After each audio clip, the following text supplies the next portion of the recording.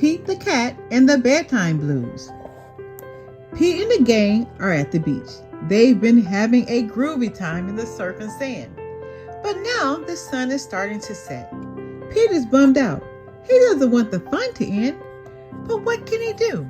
They can't surf in the dark. Then Pete has an idea. Hey, he shouts. Why should our fun end just because the sun is tired? Let's have a sleepover at my house. That will give us more time for tons of fun. Pete's friends love that idea. Groovy, says Gus. Will there be snacks? Asks Alligator. Grumpy Toad points to his motorcycle. Come on, let's go to Pete's place. The party at Pete's house is far out. The gang orders pizza and plays and plays and plays. Alligator throws around Pete's soccer ball. Gus goes for a ride on Pete's bike. Grumpy Toad drives Pete's remote control car, and Pete draws with crayons. Finally, the friends decide that it's time for bed.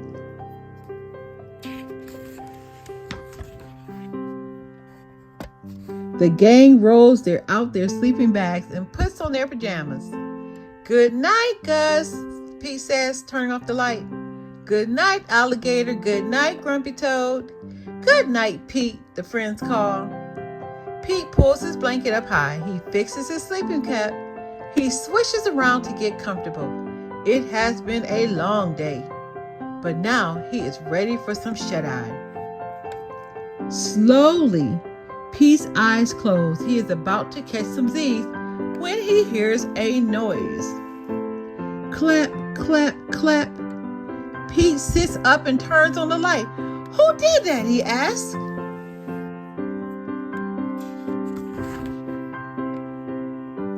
It was me, Grumpy Toad said. I'm not tired.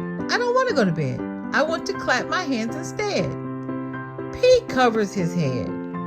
Let's clap tomorrow, he says. Right now, this cool cat needs to go to bed.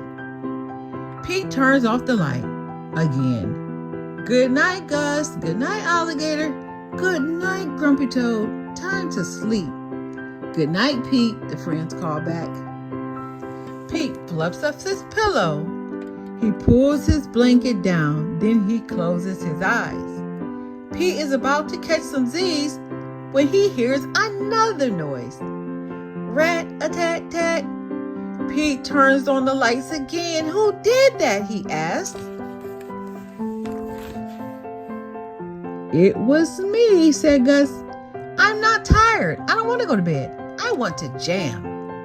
Pete shakes his head. That was a cool beat, but let's rock out tomorrow instead, he says. This cat needs some sleep.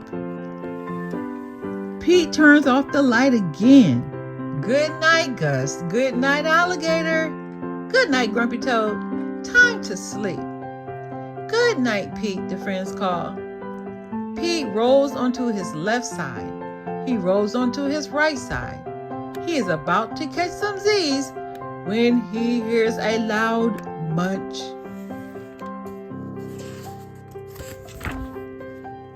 Pete knows that sound. He is sure it is Alligator. He is always up for eating. Pete turns on the light. Sure enough, Alligator is munching on a piece of pizza. Pete sighs. What can he do? All the clapping, rat-a-tat-tatting, and munching are giving him the bedtime blues. Then Pete has an idea. He gets out his favorite bedtime story and he begins to read. As he reads, Pete notices that the room is quiet. There is no more clapping, no more rat-a-tat-tatting, and no more munching. Pete looks up. His friends have gathered around him. They want to hear the story too. Pete turns back to the beginning of the book and begins to read it aloud. His friends settle down and listen. No one makes a sound. Pete yawns as he turns to the last page of the book. He has been so focused on the story, he didn't even notice his friends creep off to their own beds. Good night. Sleep tight, he whispers.